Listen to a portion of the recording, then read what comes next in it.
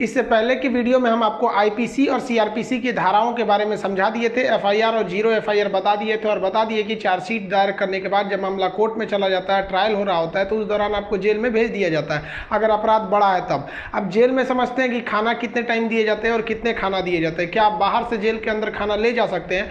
और क्या उम्र कैद 14 साल की होती है और जेल में एक दिन 24 घंटे का न होकर क्या 12 घंटे का होता है? और फांसी की सजा सुनाते दौरान जज कलम क्यों तोड़ देता है? और फांसी से पहले कौन कौन सी ऐसी इच्छाएं हैं जिसे आखिरी ख्वाहिश समझ के पूरी की जा सकती है? देखिए, जो जेल होता है वो राज्य सरकार के अधीन काम करता है और जेल की जो पुलिस होती है वो नॉर्मल पुलिस से अलग होती है। ये इसका प्रशासन पूरी तरह इस जेल प्रशासन के अंदर होता है। इसमें बहुत कम पुलिस वाले होते हैं, जो ज़्यादा मिलेंगे आपको बाहर ही। अंदर पुलिस वाले बहुत कम मिलते हैं। अंदर का जितना काम होता है वो कैदी ही करते हैं। कैदी जब शुरू में जाते हैं तो उन्हें नंबर नहीं दिया जाता है। हाँ, जब उनकी सजा मुकर्रर कर दी जाती है, ज़्यादा दिन की सजा है, तब उन्हें नंबरदार बना दिया जाता है। ऐसे आप जाइएगा 10 दिन 14 दिन के लिए तो नंबर नहीं बनाएगा, ऐसे ही छोड़ देगा। यही कपड़ा पे छोड़ देता है, कपड़ा भी नहीं देगा आपको अलग से। लेकिन हाँ, अगर ट्रायल लंबा चलने वाला आपका, तब आपको नंबर देगा और आपको बैरक बताएगा किस बैरक में। उसमें कई बैरक होते हैं, यानी सेक्शन होते हैं। मतलब खतरनाक वाले को किस साइड में रखना है, जो नॉर्मल आया है पता है, जेलर को पता है कि भाई सब ये आया अभी 7 दिन में चल जाएगा, तो उसको दूसरे बैरक में रखता है। जेल में नाश्ता खाना सब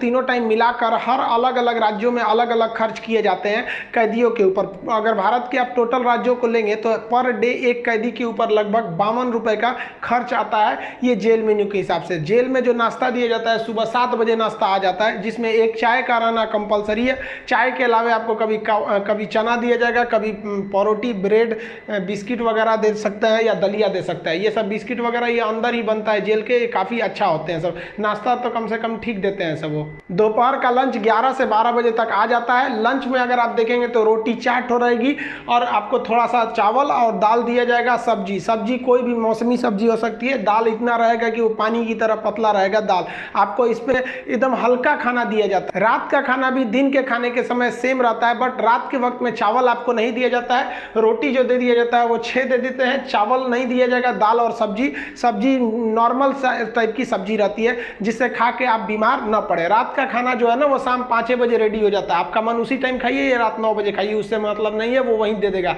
रात में खाइएगा तो आपको कोई गर्म करके देने वाला नहीं है, क्योंकि कैदी ही इस खाने को बनाए रहते हैं। इस खाने को जानबूझ के इतना हल्का रखा जाता है, तेल नमक मसाला मतलब एसिडिक चीज नहीं रखा जाता है, मतलब एकदम सादा दिया जाता है ताकि आप बीमार ना पड़े। क्योंकि जेल के अंदर जो हॉस्पिटल होता है बहुत नॉर्मल होता है, थोड़ी बड़ी चीज का इलाज हो सकता है। जेल के अंदर तो कई बार ऐसा होता है कैदियों को खाना सूट कर जाता है, आते हैं दुबला पतला मोटा के चले जाते हैं कैसे कैदी यहाँ से। देखिए, जेल के अंदर उसका अपना कैंटीन भी होता है, जहाँ से आप अपने जरूरत की चीजों को खरीद सकते हैं। जैसे मान लीजिए किसी को एक्स्ट्रा खाना खरीदना है तो वो एक्स्ट्रा ले सकता है, उसे लिखवाना पड़ेगा कि भाई जेलर साहब से कि भैया हमको इतना में पेट नहीं भर रहा, हमको 12 को रोटी दीजिए, तो उसको दे देगा, खाना एक्स्ट्रा दे सकता है। आप चाहते हैं कि बाहर से मंगवा दे, घर से खाना मंगा दे, तो इसके लिए भी लिखवा के मंगाना पड़ेगा। लेकिन ये क्या होता है कि आपको बार बार अलाउ नहीं किया जाएगा। खाना आएगा तो वो भी चेक किया जाता है, बार बार अलाउ नहीं करेगा। हाँ, लेकिन घर से जो मिलने उलने जाते हैं लोग, अचार सलाद उलाद का सामान दे देते हैं, क्योंकि आपको जब चटनी अचार ये सब वहाँ पे नहीं मिलता है। वहाँ जब जाइएगा तो आपको बर्तन वर्तन खरीदना पड़ेगा, प्लास्टिक के चम्मच वगैरह रहते हैं सब, नहीं तो ऐसे दे देगा स्टील का तो घोप घाप देगा सब अपने में, सब वहाँ छाटले पहुँचता है सब। वहाँ की कैंटीन से आप खरीद सकते हैं, आपके पास पैसे रहने चाहिए और आपकी फैमिली से भी जो सामान आता है आप उस सामान को रख सकते हैं। देखिए, जब आप जेल में जाते हैं तो जेन्युइन आप कुछ पैसे लेके जाते हैं, और अगर लंबे दिन तक रह गए तो जो आपसे मिलने जाता है वो भी पैसे आपको दे देता है। लेकिन इस पैसे का मिसयूज हो सकता है, जो आपसे सीनियर कैदी हैं सब ना, जो मरखा टाइप का छीन लेंगे सब पैसा। तो इसको बचने के लिए क्या किया गया है कि जो जेल है, जेल का अपनी करेंसी होती है। ये भारत सरकार वाला रुपया RBI वाला नहीं चलता है, वहाँ कूपन चलता है। ये कूपन जो होते हैं, आपके पैसे को कूपन में बदल दिया जाता है, तो आपकी करेंसी कूपन में बदल दी जाएगी और आप मैक्सिमम 2000 रुपए का ही कूपन रख सकते हैं। वो कूपन आपको 2 रुपए का मिलेगा, 5 रुपया, 10 रुपया, 20 रुपए का, इसी टाइप का कूपन मिलेगा। ये आपको दिया जाएगा। अब इस पे ना एक विशेष कोड किया जाता है कि भाई आप ही के नंबर का ये रहेगा, आप ही के नाम का, तो दूसरा कोई इसको चला नहीं सकता है कैंटीन में ले जाकर। इसलिए इससे आप आराम से बच सकते हैं। ये रखेगा तो कोई भी चला सकता है, और 2000 से ज्यादा आप नहीं रख सकते हैं कैश। अगर कैश पकड़ा गया तो जब्त कर लिया जाता है और आपकी सजा भी बढ़ा दी जाती है। हालांकि बहुत से पहुंचने जो जान पहचान वाले कैदी होते हैं सब सीनियर, बहुत व्यवहार बना लेते हैं सब, अंदर बहुत सारी सुविधाएं ले जाते हैं सब। मोबाइल अलाउ नहीं है, फिर भी अंदर मोबाइल मिल जाता है। जेल में आप जाके मिल भी सकते हैं, आप परिजन हैं तो भी मिल सकते हैं, आप उसके मान लीजिए दोस्त यार कुछ भी आप जाके मिल सकते हैं। मिलने के लिए आपको 2-3 चीजें चाहिए। आपको पहले उस कैदी का नाम पता होना चाहिए, पिता का नाम और किस जेल नंबर में है। इसके लिए आप ऑनलाइन फॉर्म भर देंगे तो आपको नंबर वेट नहीं करना पड़ेगा। नहीं तो वहाँ जाइएगा तो ऑफलाइन में 15 रुपये का पर्ची कटाइएगा तो 3-3 घंटा तो पहले आप ही को लाइन में खड़ा कर देगा और तब आपको मिलाएगा। आप ऐसे बाहर खड़े रहेंगे, अंदर कैदियों का ही एक कमरा होता है, अंदर से उसमें घुसा दिया जाता है, वो अंदर रहते हैं, आप बाहर रहते हैं। यहाँ आप बात कर सकते हैं, यहाँ CCTV रिकॉर्डिंग वगैरह नहीं होता है। यहाँ आप सामान भी दे सकते हैं, बाहर के जो सिपाही खड़े रहते हैं कि अंदर जाके उस कैदी को दे दीजिएगा, ये सामान चेक करेंगे, अच्छा ठीक ठाक रहेगा तो दे देंगे, अगर इलीगल रहेगा तो ये लोग नहीं देते हैं और आपकी सजा को बढ़ा देते हैं। तो आप मिल सकते हैं। मिलने का टाइम 10 बजे से 3 बजे तक होता है, उसके 3 बजे के बाद जाएंगे तो मिलने नहीं देगा, 10 बजे से पहले जाएंगे तो नहीं मिलने देगा। आप वहाँ जाए कि अगर किसी से मिलने जाते हैं, देखिए कई बार ऐसा भी होता है कि फर्जी FIR में किसी को फंसा दिया जाता है, वो भी बता देंगे कि फर्जी FIR होता है तो कैसे आपके नाम को हटाया जा सकता है। और बहुत से स्टूडेंट्स को इस बात का डर रहता है कि जब वो तैयारी कर रहे होते हैं तो उनका पड़ोसी वाला उल्टा सीधा केस में फंसा देता है, FIR करा देता है, तो वो टेंशन में आ जाते हैं कि मेरी नौकरी चली जाएगी। अरे भाई साहब, हम गारंटी देते हैं नहीं नौकरी जाने देंगे। अब उसको भी वीडियो में समझा देंगे कि कैसे आपके ऊपर FIR हो गया है तो उसे कैसे कटवा सकते हैं,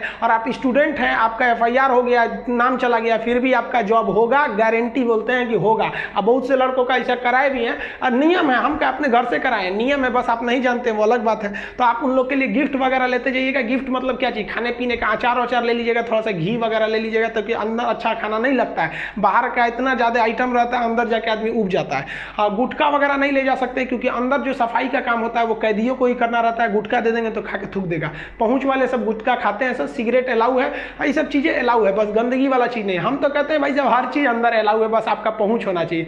अगर आपके पास पैसा और पहुंच है ना, तो जेल और बाहर में कोई खास फर्क नहीं समझ में आएगा। ऐसे नॉर्मल वालों के लिए सारे नियम कानून है। अब मिलने का मतलब ये नहीं कि डेली मिलने जा रहे हैं, हफ्ते में आपको 3 बार ही मिलने दिया जाएगा, और बड़ा अपराधी है तो 2 बार, कई को तो हफ्ता में 1 बार अलाउ करता है। अब कुछ ऐसे भी अपराधी रहते हैं बहुत खतरनाक, उनको अलाउ ही नहीं करता है मिलने। तो ऑन एन एवरेज आप हफ्ते में 3 बार किसी जाके मिल सकते हैं। 15 से 20 रुपए की आपको रसीद लगेगी मिलने के लिए। जेल के अंदर स्टडी रूम होता है, वहां जाके आप आराम से पढ़ाई कर सकते हैं। लाइब्रेरी तो इतना अच्छा होता है कि उतना अच्छा इसे आपको नॉर्मल लाइब्रेरी नहीं मिलेगी। आप वहां से अंदर जाके पढ़ाई भी कर सकते हैं। इग्नू से आपको सर्टिफिकेट दे दिया जाएगा, आपका एग्जाम वगैरह भी होगा, आप वहां से पढ़ाई कर सकते हैं। तो जो आप बाहर में पढ़ाई नहीं किया मार काट करके अंदर जाएगा, लेकिन हाँ हम उसमें पढ़ते हुए भी देखे हैं। जेल के अंदर हर एक कैदी को खुद ही काम करना होता है, क्योंकि अंदर सिपाही कम रहते हैं। मार धार करिएगा, खूब पिटा जाइएगा ना तो आके छोड़ा देंगे सब। अंदर शांति से रहना चाहिए। अंदर भी, जेल के अंदर भी ना ग्रुप होता है, वो उसके ग्रुप का है, वो उसके ग्रुप का है। अगर आपको ज़्यादा दिन तक रहना है तो ग्रुपबाजी समझ जाइएगा, नहीं तो कुटा के आएंगे।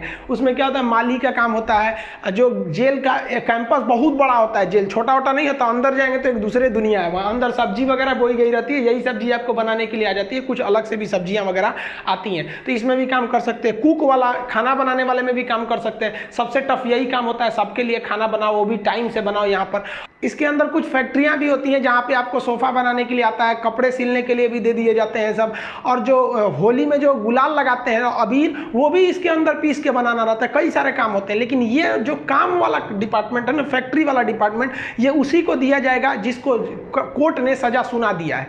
लेकिन अगर कोर्ट ने आपको सजा नहीं सुनाया, अभी आप पर मुकदमा ही चल रहा है, तो इस पे नहीं देंगे सब, आपको ये सब हल्का हल्का काम कराएंगे सब। इस काम के बदले आपको पर डे का 20 रुपया मिलता है, यानी महीने के आपको टोटल 600 रुपया मिलने वाले हैं। आपको काम करना पड़ेगा, अगर आप काम नहीं करिएगा तो बदले में आपको एक बार पैसा देना पड़ेगा। ये पैसा पर मंथ नहीं लगता है, एक बार जाइएगा तो जेलर पूछेगा काम कीजिएगा कि पैसा दीजिएगा, तो जो पैसा देते हैं उसे हाता कहा जाता है। अब ये जो हाता का अमाउंट होता है, ये डिपेंड करता है अलग अलग जेल पे, थोड़ा सा डिफरेंट होता है, लेकिन एक ही बार इस हाता को देना रहता है। लेकिन अगर आप काम करेंगे तो अच्छा रहता है। कोशिश कीजिएगा आप लोग, अगर बाय द वे गलती से चले, देखिए ऐसा नहीं है कि आप मर्डर करके जाइएगा, आपको कभी गलती से भी फंसाया जा सकता है। हम लोग को बड़का कहीं बम फोड़े थे लोग, हम लोग का भी क्या था भाई, स्टूडेंट्स की मांग कर रहे थे लोग, उठा कर डाल दिया उसमें, तो काम का आप कर सकते हैं उसमें। तो ये सब काम थोड़ा सा इजी रहता है। काम का मतलब फायदा क्या होता है कि आपको खाना अनलिमिटेड मिलेगा, आप जितना खाना चाहे खा सकते हैं, और खाने की थोड़ी सी कैटेगरी थोड़ी आपकी अच्छी कर दी जाती है।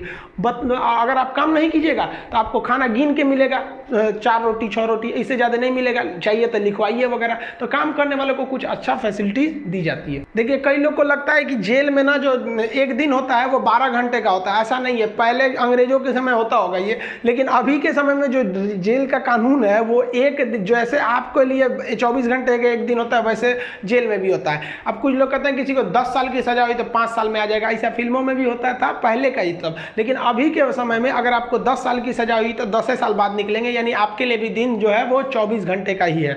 और दूसरा, कुछ लोग को लगता है कि उम्र कैद में आदमी 14 साल में छूट जाता है। देखिए उम्र कैद का मतलब होता है कि आपको जिंदगी भर जेल रहना है, आजीवन कारावास रहना है। ये 14 साल की बात क्या है कि जज ने अगर आपको सुना दिया कि आपको उम्र कैद की सजा है, तो संविधान में लिखा गया है कि अनुच्छेद 72 के तहत तथा अनुच्छेद 161 के तहत, अनुच्छेद 72 के तहत राष्ट्रपति और 161 के तहत राज्यपाल आपकी सजा को माफ कर सकते हैं। तो ये जो 14 साल का थ्रेशोल्ड बनाया गया है कि राज्यपाल और राष्ट्रपति जो है ये उम्र कैद को 14 साल से पहले नहीं माफ कर सकते हैं। तो बहुत से ऐसे लोग होते हैं जो 14 साल जेल बिता देते हैं ना, तो ऐसा कहा जाता है कि 14 साल तक किसी को समाज से अलग कर दीजिएगा तो नॉर्मल व्यक्ति जो छोटा मोटा गुंडा है उसका बाकी सबसे संपर्क टूट जाता है तो उसे माफ कर दिया जाता है। तो जनरली 14 साल में छूट जाते हैं। वो छूटते नहीं है बल्कि राष्ट्रपति या राज्यपाल माफ कर देते हैं कि चलो यार गलती, बहुत बार तो अपराध आवेश में आके हो जाता है, लेकिन ऐसा नहीं है कि सबको छोड़ देता है। कुछ कुछ एकदम सातिर अपराधी होते हैं, उन्हें नहीं छोड़ा जाता है। तो ये 14 साल मिनिमम है कि आपको इतना रहना ही है, इसके बाद राष्ट्रपति या राज्यपाल माफ करेंगे तब समझिएगा। अब एक चीज देखेंगे कि जब जज जो होता है जब फांसी की सजा सुनाता है तो दो चीजें इस पे ध्यान दीजिएगा। फांसी की सजा सुनाने के बाद वो स्याही को, कलम को तोड़ देता है। वो इस बात का संकेत है कि अब हम आपके ये जो फांसी की सजा सुना दिए हैं ना, हम जज होने के बावजूद भी अब इसमें कुछ बदलाव नहीं कर सकते। यानी ये कलम अब मेरी किसी काम की नहीं रहेगी, क्योंकि हम ये कलम रहने के बावजूद आपकी सजा में अब कुछ चेंजिंग नहीं कर सकते। इसलिए जज को बड़ा सोच समझ के फांसी की सजा सुनानी पड़ती है और तोड़ देता है। ये तोड़ने की प्रक्रिया एक संकेत है, ऐसा नहीं है कि उसमें तो दूसर कलम से नहीं लिख देगा। ये केवल एक दिखाने के लिए संकेत होता है। कैसे दुल्हा जाता है तो एक परछावना होता है उसका, वैसे एक तरह से समझिए। तो ये, और इस पे लिखा जाता है टू हैंग टिल डेथ, लटकाओ तब तक जब तक मर ना जाए। क्योंकि इतिहास में एक बार घटना हुई थी, एक जज साहब ने फैसला सुना दिया था कि इस अपराधी को फांसी पर लटका दिया जाए। अब जब उसे लटकाया गया तो कहा जाता है कि वकील जो था वहां पे ऑब्जेक्शन कर दिया कि लटका दिए, अब हटा दीजिए, क्योंकि आपने ये कहा है कि लटकाया जाए तब तक जब तक ये मर ना जाए। अब तो लटकाने का फैसला दिए थे, फांसी पर लटक गया, आप जल्दी उतारिए। इस तरह की एक कई सारे पहले के मिथ हैं। अब इसके 100% सत्यता की हम गारंटी नहीं लेते हैं, क्योंकि ऐसी कहानियां बहुत हैं।